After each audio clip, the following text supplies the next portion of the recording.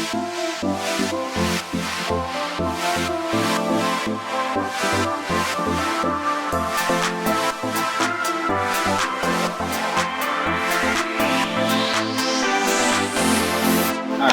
so now let's get our box and our top back up here. Alright. I'm not going to do anything with the inside because that's just, I'm just going to wax that. You're not going to see it much, and my plans for it, for what it's going to be used for storage, doesn't need the inside as clean or as finished, so, or the underside of this either. So there we are with this and this, and they're definitely beat up. They have the red and blue. I guess we could call this the bipartisan cabinet. But roughly, that's what we're looking at with taking off the old finish. You can see how this is highlighted now. I like that. This is just a little bit too Crayola looking for me. I'd like to take a break and share a recipe with you. I've got my crock pot out here, and this may seem funny, but no, I'm not really cooking anything. We're gonna treat the hardware while we're putting finish on the toolbox. And so let me show you what we're gonna do here. Okay, so as you remember, these are the handles and hinges and they work very hard. Hinges, and then this is the old latch that we're not going to use, but I will save it and use it for another project. This could be hammered straight, and it's a good latch, but even though I'm not using it for this project, I'll do the same process here just to clean it up and have it ready for the next time.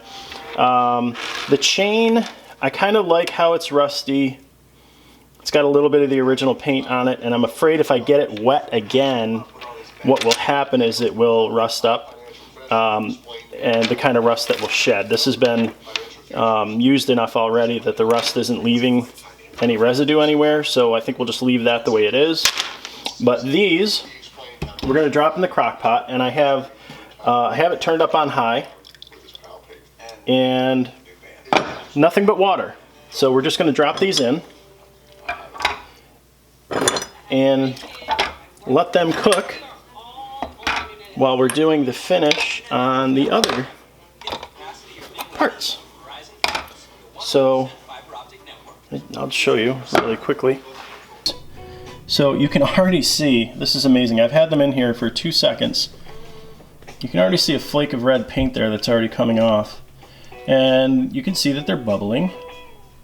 And all I have is water, just hot water. So this is an old crock pot turned up on high with just water. And I'll put the top on and let these cook while we're putting the finish on the trunk. And by the time we're done with that, these should be able to scrape off. It's a great non-toxic way. No chemicals being used or anything. Of course, the water that's left over after isn't going to be, I wouldn't drink it, but as far as using chemicals or anything like that, it's dust-free. A great way to free up that old paint off of your old hardware. You can still see bubbles forming there. See all those little bubbles? Those are things happening. Look, there's more paint. Pretty cool. Great. So I'm up here now where I keep all of my hardware, and over the years I've collected furniture parts and boxes and pieces of screws and latches and all sorts of things. So I've got some casters here to look through.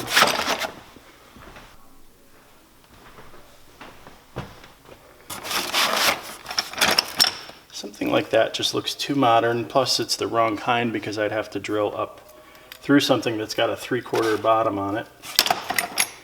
Same with that. Okay, so it doesn't look like anything here is going to work. Those are kind of cool.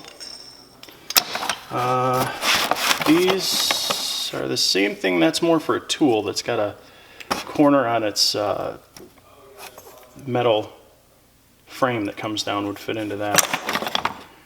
More of that kind. Throw these back on.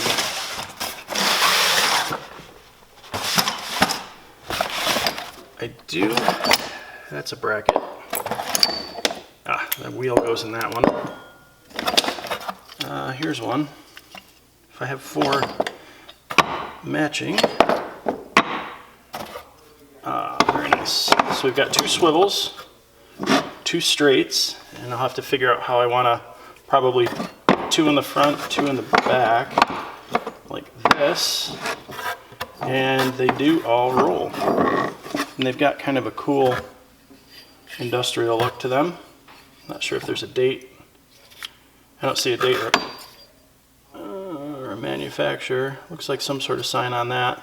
But I think even the age of these is appropriate. I won't really have to do anything except maybe put a small coat of wax or something on these to freshen them up. So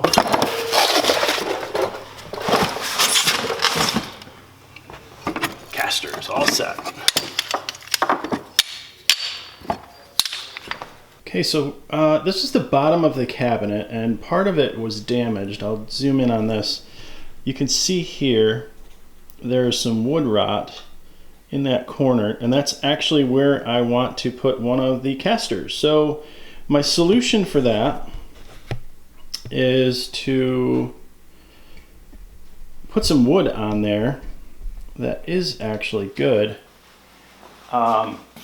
I want to put the casters on the corners. Obviously we're going to have 2 straight casters on one end and the swivels on the other end, so that I can steer it, you know, when I want to move it around. And the placement of these is kind of important. You don't want these to really stick out too far, so these will be inset a little bit. I could probably screw them to this and be fine.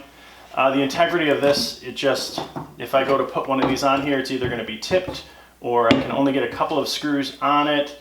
I just don't trust that for longevity. So what I did was off camera, I cut a couple pieces of wood, just 3/8 plywood. And what I'll do is I will glue and screw these to the bottom, and that spans enough area where there is good wood. So I'll put some glue, I will screw these on. You won't be able to see it, but that'll give me something solid to put the casters on. You'll never see it when it's actually sitting in place, and it'll just make it a more quality piece. So I'll do that really quick. Okay, again, this is going to be pretty simple. This bottom piece was at one point one large board, which is remarkable, and it has split down the middle. This solution for the casters is actually going to help out a little bit with reinforcing the bottom too. Pretty simple. Just going to put some glue on this.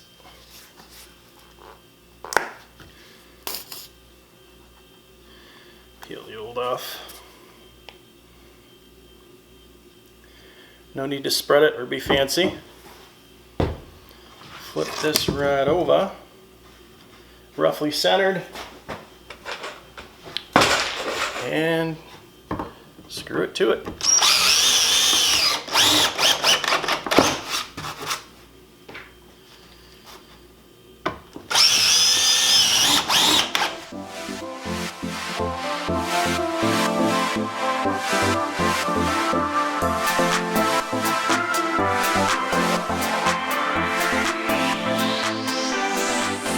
There's one spot here where the wood is okay.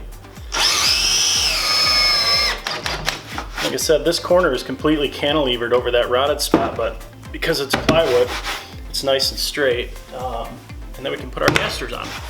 I went upstairs and I dug through my hardware and came up with these little Phillips screws, and it just happens to be that the head is big enough. So again, didn't have to buy anything. Now I want to bring these to the outside as much as I can and back, sort of making sure they're on a corner, and then just go ahead and we will drive our screws.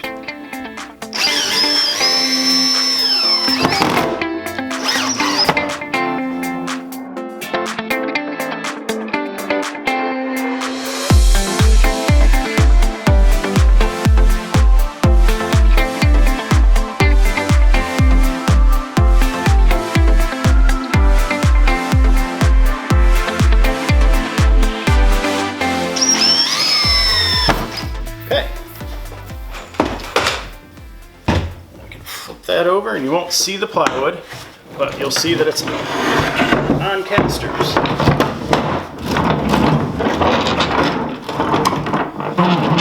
It definitely gives it a more industrial feel to it. It looks like an old shop cart or something now with those wheels. I'm glad I didn't clean those up. They look great rusty. Now we're actually going to get on to the finish on the wood. The color I chose to do this, it's called Bombay Mahogany. It's a redder brown, which I thought would help mask the red a little bit better. The real reason I chose this color is because I already had it. It was already on the shelf and I didn't have to buy it. It's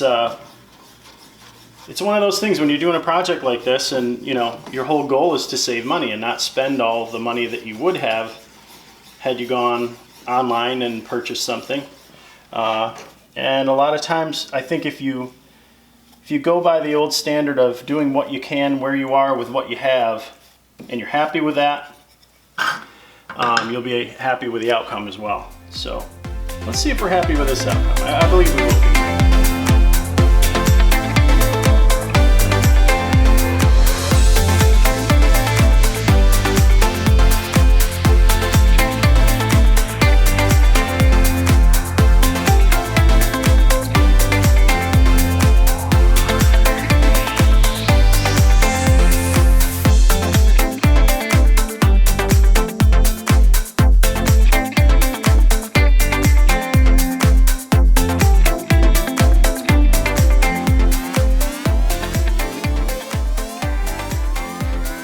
Your brush action doesn't really matter when you're applying it. You can go in circles, you can scribble back and forth with your brush, you can even dab it if you need to get it into places. It's the final brush stroke that matters. So long and sweeping, and that will leave you the nicest finish. So there's that side covered.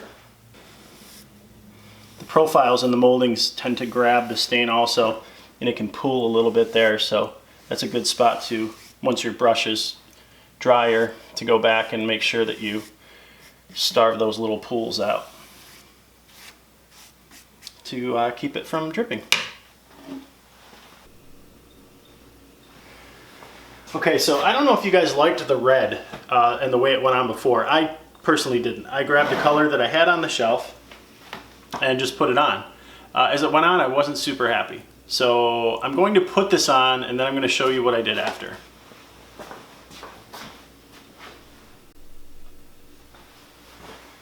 Okay, so I didn't like the original finish and I thought, well, what could it hurt to wipe it back off? Now generally, when you're using a stain, you do that. You apply stain, you can let it sit, but traditionally you wipe it off. With a polyurethane-based finish, that's a no-no. But since I'm in a situation where I don't really like what happened, and the world won't end if I wipe polyurethane, I just began to wipe it. And the finish that it gave, so what it did was, it hydrated the wood that was bare from the sanding, and it hydrated the blue and red. And you'll see it's still going to have a satin tone to it when it's dry tomorrow. So I'll show it to you tomorrow. It'll still have a satin sheen, but what it's done is removed a lot of the color. And it does look totally different. Now it's got still sort of a red look, but boy, it really brings out the old paint and sort of hides the bare wood. Now, overall, I would say this is definitely a reddish looking piece, but it's got way more character after wiping that off. And I'm glad I took the chance. You're supposed to do it. I mean, if you read the can, it's not in the directions to wipe this off, but once you take a chance and it works for you, now it's a method. So I'll sort of put that in my toolbox as a method of doing things. You can put polyurethane with a stain on it. It'll seal it and color it, and you can wipe it off to adjust however you want it to look. So for this piece, I would say I'm way happier now than I was with just the brushed on finish. And had I left that, I would have had to sand it off. And when you're sanding polyurethane, it's much like the red paint that we battled with today. You need a very coarse grit to cut through it, and it takes a lot of time. So by doing this, by taking that little chance, we are well on our way to a finish that I would like to have in my office. Okay, so our cabinet, well, our trunk has the finish on it. What it did too, wiping that off, it really highlighted the dovetails. If I can focus on that a little better. Yeah, right there. And what's weird though is, when you start a project like this, you don't always know how it's going to turn out, but you have to be happy and enjoy the process. Here's the top. That definitely shows its character with all of the dings and things like that. So that's got to dry overnight. But what I thought I would show you is how our little crock pot is going. And it's quite interesting. Take the top off here. Whew, a little steamy.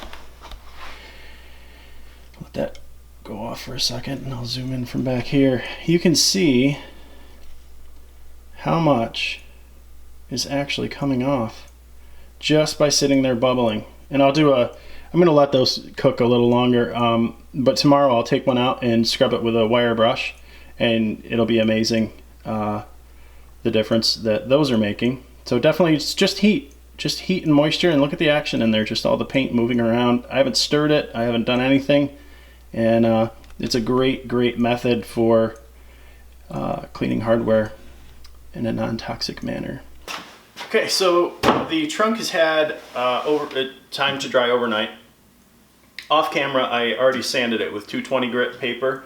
It looks a little bit like it did when I originally sanded it, except now it is all sealed with the polyurethane and has had, it's been hydrated with the color of that dark stain. From a standpoint of light furniture or dark furniture, this is already pretty dark. So the light wood that I was hoping to obtain is not going to be possible. But what I will do is put a brown glaze over this, so it'll at least have a browner tone than it will redder like it did before. The first thing we're going to do today, this is the back. The first thing I want to do is assemble the top. So I want to put the top on here and get the chain on here, and that'll allow me to close the top and then apply the finish that I want to all the outside surfaces and have all the pieces mobile. The only thing that is holding that back is that the hinges are still in the crock pot cooking. Now they did cook yesterday while we were working. Last night when I left the shop, I turned that off. And now when I got here this morning, I turned it back on. I haven't changed the water, I haven't done anything, but what that's done is given the metal a heat cycle. So when it was cool yesterday and all the finish was on it, I put it in the crock pot, it heated up and swelled, so that would stretch the finish and release it. And then I shrunk it again last night by turning it off. I let it sit in the water though. And then I heated it up again today. So it's been through a couple cycles of heating, of expansion and contraction, which should help free up that finish, and we'll go take a look at that now. I've gotten the tools ready for doing the scrubbing, and the pieces obviously are coming out of a really hot crock pot. They're going to be hot. So I'm going to use gloves to hold the pieces. I've got a rag to wipe things off, this little pick tool for getting into small spaces, wire brush, and a couple scrapers, and we'll take a piece out and see how easily the finish will come off. Okay, yummy. Alright, as you can see, the water has gotten quite rust colored. Obviously there's metal in hot water, and you can't really see the pieces, but there are tons of pieces of paint and everything sitting there, and what we're going to do is fish a piece out. I'd like to do one of the handles from the side, and we will place it here on the board that I have to protect the workbench, and we will work there. Okay, and just off camera I do have screwdrivers. I'm not reaching in the water. I am going to fish one of these out, and I kind of want to move quickly because the number one, the piece is hot. Now remember how red these were. The piece is hot, and that is good in ways and it's sort of bad in ways, because the hotter it is, the quicker it wants to dry. So this will all start to flash over, and the old finish will just almost immediately dry again because the metal is hot. So kind of have to move quickly and then put it back in. But as you can see, there's not much red left on that. So this step is to remove the old finish. It isn't to polish it, it isn't to do anything except get the paint and old hundreds of years of finish and old flaky rust. I mean, that's definitely gone off. I think for the most part,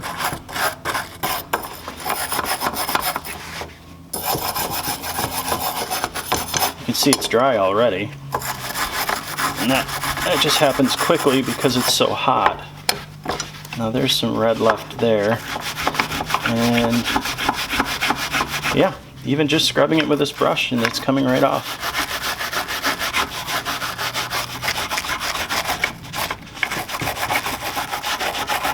That's the finish I was hoping for. It's just like a raw metal finish, just like you can see here, like a wrought iron finish. And most of this rust was under layers of paint, so it isn't really like a pitted rust that damaged the integrity of the metal. It's really just the surface rust. And I think for a first step after letting that cook, that's a pretty good result. So what I'm going to do, get this aside. Yeah, I'm happy with that.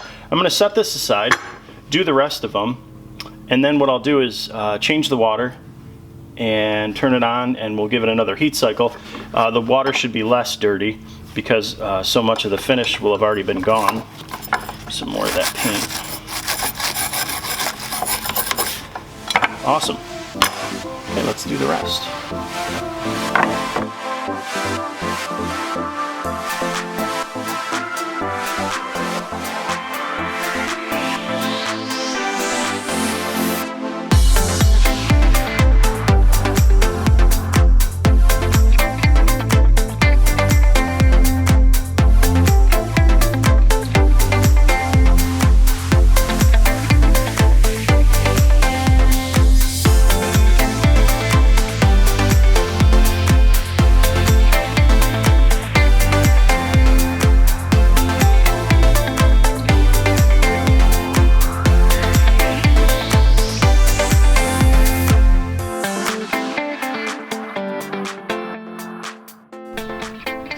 Okay, so now we're left with all of this yucky water. It's got obviously paint in it, old finish, and what I'm going to do is filter that. So I am going to dump it in the sink, but I'll show you what I do for that. Okay, so I'm here at my slop sink, and this is the water. It's obviously very hot, I just took it out. This is the water from the crock pot. And what I have here is a little catch set up with metal screen, metal won't melt, and I will dump the water through this screen, and as I dump that out, get a little extra water here.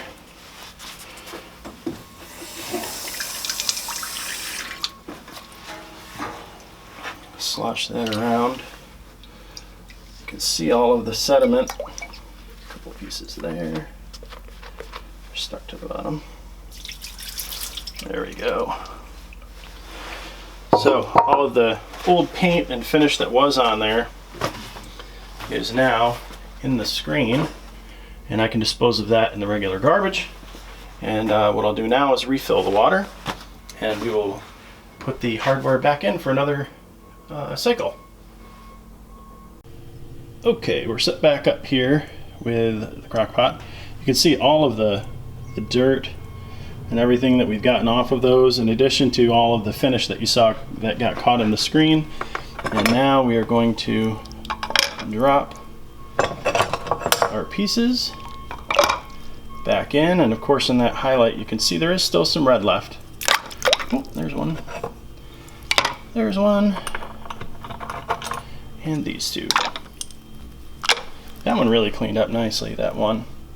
So they're on their way, and already. I could have rinsed these, I suppose, in the sink, but I wanted to retain, I didn't want that much of that junk to go down the drain, so what we'll do is do the same process tomorrow. Right now they're heating up, and you can see how much stuff is freed already. And again, they're bubbling. Where's my focus? Right there. Okay. So we'll see how they look tomorrow. So they've cooled off now. Now they're going to heat up again, and that will release a little bit more of that finish. You should notice a huge difference tomorrow with how they look once they come out. And I'll also clean this board off and get all of these little rust particles and everything thrown in the garbage. But in the meantime, we have some glaze to put on the cabinet. Okay, our goal now is to brown this up, and what I have today is some wiping stain. It's a dark walnut. It's made to be wiped over, not brushed on and then wiped back off. It's meant to be sort of patted on like a French polish type finish. So I've got a rag, I've got our finish, and we are going to apply it. And that will again have to dry for at least 10 hours, so we'll let that dry overnight, and that'll let us get our hardware also out and cleaned up. My goal was to hopefully today get the top attached, but sometimes things don't work out, so I will let those cook, and tomorrow we'll clean those up and attach the top, and after a waxing we should have a fully functional piece and be able to put it away in the office. So open this up, give it a stir. You know, with little cans like this, you can actually use the screwdriver that you use to stir it up.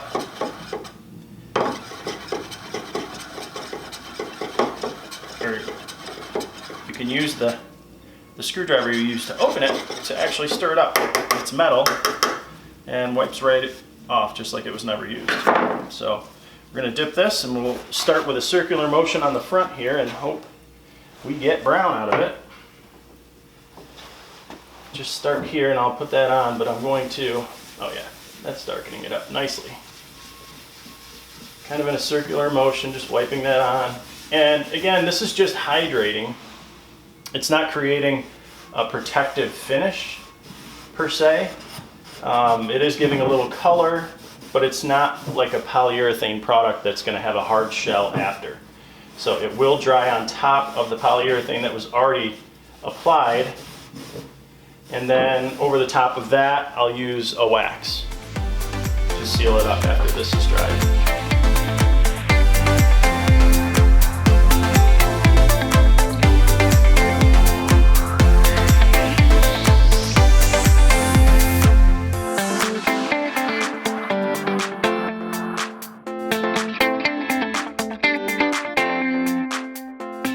One thing I do, I'm not looking to remove any finish right now, but I'll take the wet part of my rag and I will just drag straight across, and that will keep everything even, and there won't be any noticeable swirls. So I'm not removing anything, I'm just making it all even.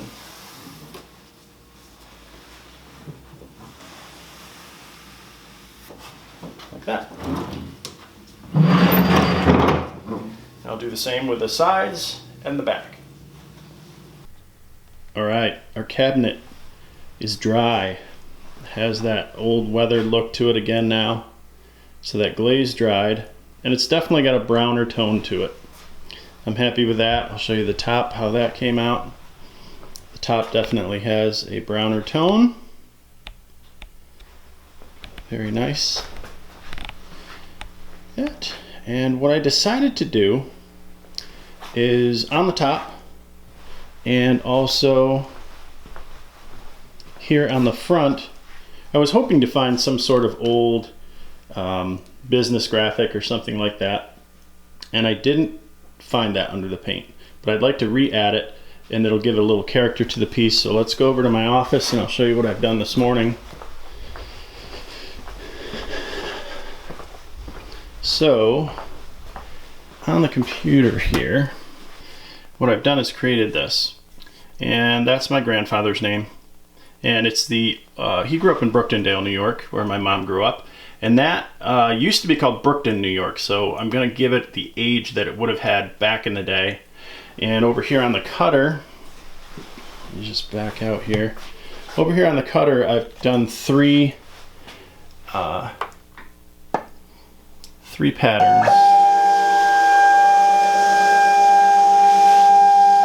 And I made this over the weekend so that you won't be able to see anything there now, and I have to weed it, but I'm going to weed that. And I sat on the computer for a little bit over the weekend and did the pattern that I wanted. Previous to that, I took measurements so I knew what size it would have to be so the scale would be correct. But let me get these cut apart and weed one, and I'll show you what we're going to do. Okay, so now what we do is some weeding, and what you'll be able to see here, that's just my dusty fingerprints. We're going to do two different types of weeding. One is going to be where the letters are the actual things being transferred to something. The other is going to be where the letters are removed and the background is what's transferred to what you want to paint as a paint mask. So first, just to give you a little idea of, we're going to do the paint mask one first. And that's where we remove the letters, and all that will be left is, so this will become a paint mask. You'll be able to see it become what it's going to be. So basically one is a positive, the other is a negative.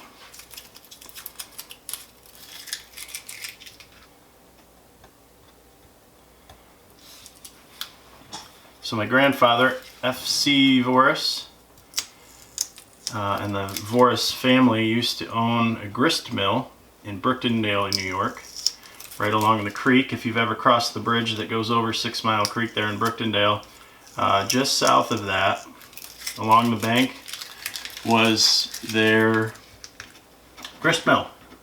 It ran for years, and even the community newsletter. Oh, no, that comes off.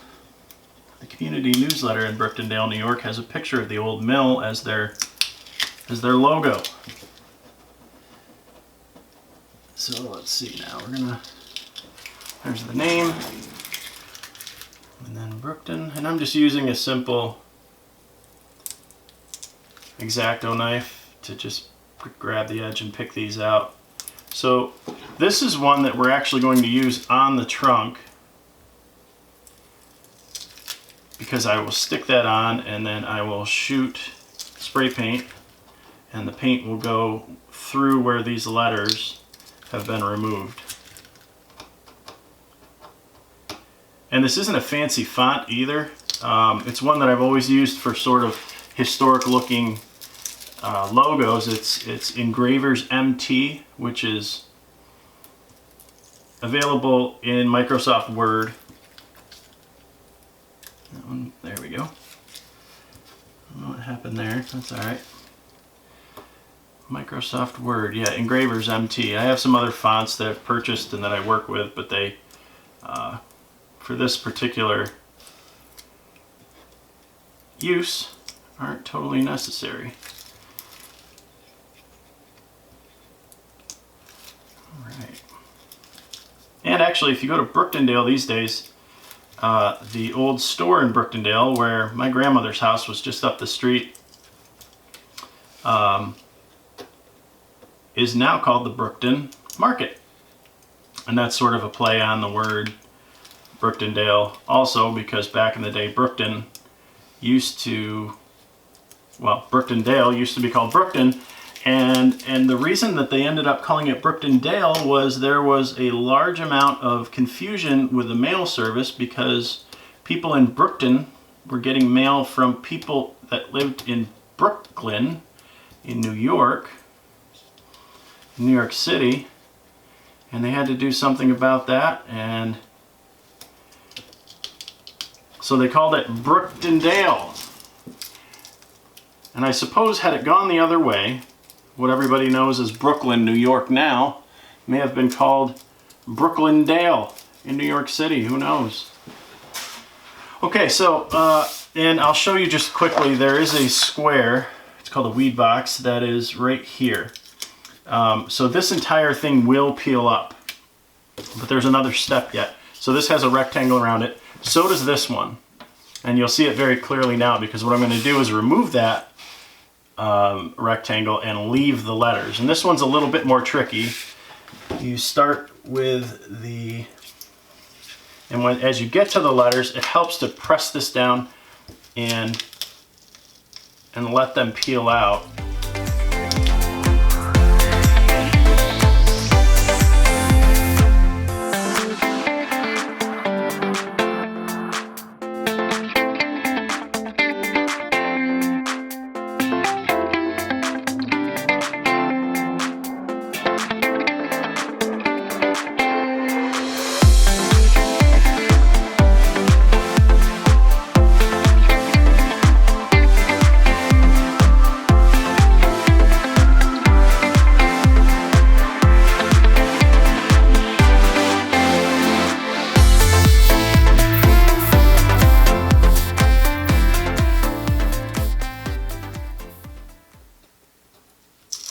And the way we transfer these is with transfer tape.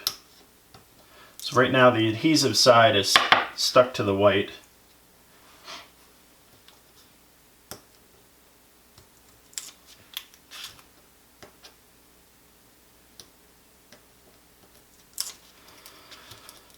See, soup. Start from up here.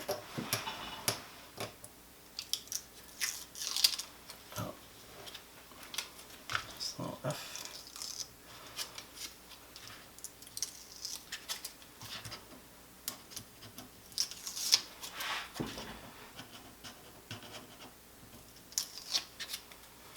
Okay, I believe that's everything.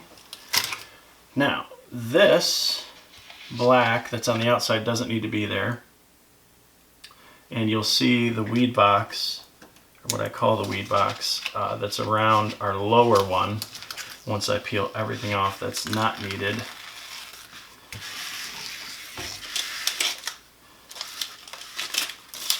So now you can see we have a positive and a negative. I don't know what happened here.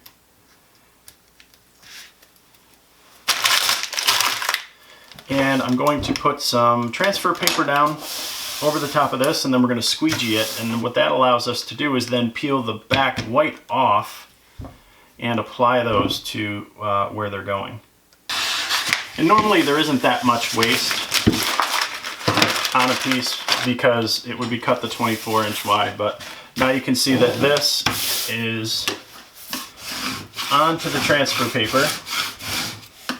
What you want to do is just work out the bubbles that are there. And since these are two separate things, what you want to do now is separate them. So I will cut them up the middle. And line this up the middle. And you've got one here. This one would transfer the letters to a substrate and be what you want it to be. That's also how it would work for vinyl lettering for a vehicle or anything that you may want to do. And then this is the one that we are going to use as a paint stencil on the front of our trunk. So let's go and I will show you how to apply this, and we'll then mask off around it. And I've got actually some gold spray paint that we're going to do some faux gold leaf with.